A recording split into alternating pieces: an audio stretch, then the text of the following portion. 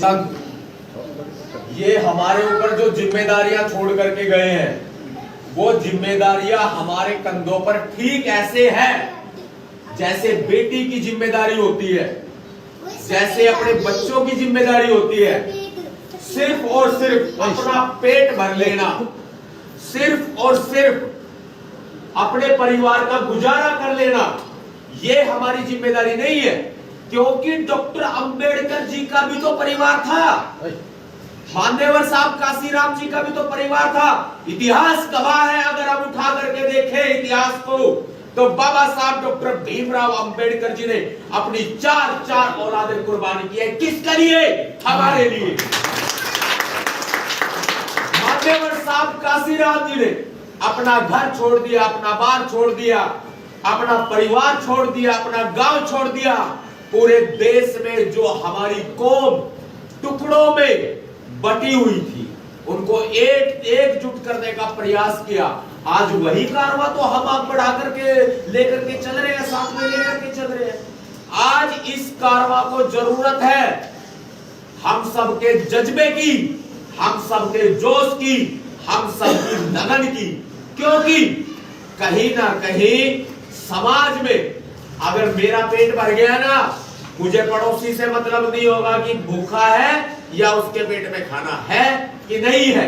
जबकि सच्चा समाज सेवक वह है, सच्चा हितैषी वह है, सच्चा पड़ोसी वो है जो अपने साथ में अपने पड़ोसी का भी ख्याल रखे। और वो मुमकिन कब होगा? वो मुमकिन जब होगा, मान्यवर साहब काशीराम जी ने कहा था, बैलेट की ताकत सबसे बड़ी ताकत है, इस ताकत को मजबूत करना होगा। जब मान्यवर साहब काशीराम जी कह गए, जब बाबा साहब डॉक्टर अंबेडकर जी कह गए कि सत्ता ही मास्टर पूंजी है, अगर आप राजनीति में नहीं आएंगे तो अयोग्य व्यक्ति आपके ऊपर शासन करेगा। और आज वही वक्त है, ये व्यवस्था परिवर्तन की तो जो लड़ाई है, किसने दी है? ये मान्यवर साहब काशीराम जी ने दी है।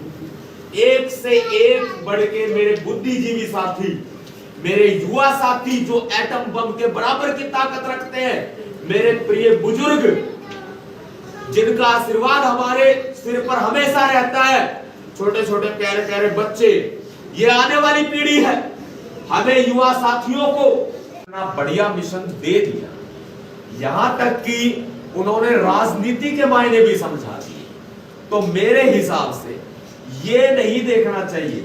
मैं अपने मेरे प्रिय बुजुर्ग हैं, मैं उनसे भी, बाकी हम तो समाज के साथी हैं। जहां अड़ाओगे वहां अड़ जाएंगे, जहां लड़ाओगे वहां लड़ जाएंगे, जहां भिड़ाओगे वहां भिड़ जाएंगे, चाहे धरती पलटनी और चाहे आसमान फाड़ना हो। अपने साथ के जो है उनकी जिम्मेदारियां भी पूरी करना। ये हमारी अकेले की लड़ाई नहीं है, ये लड़ाई हम सब की है।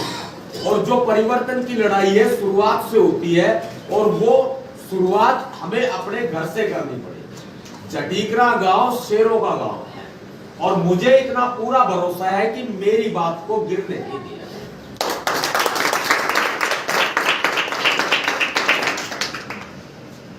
कहीं ना कहीं राजनीतिक मायने जो है वो बदलते रहते हैं, लेकिन क्यों पड़े हो चक्कर में, और कोई नहीं है टक्कर में।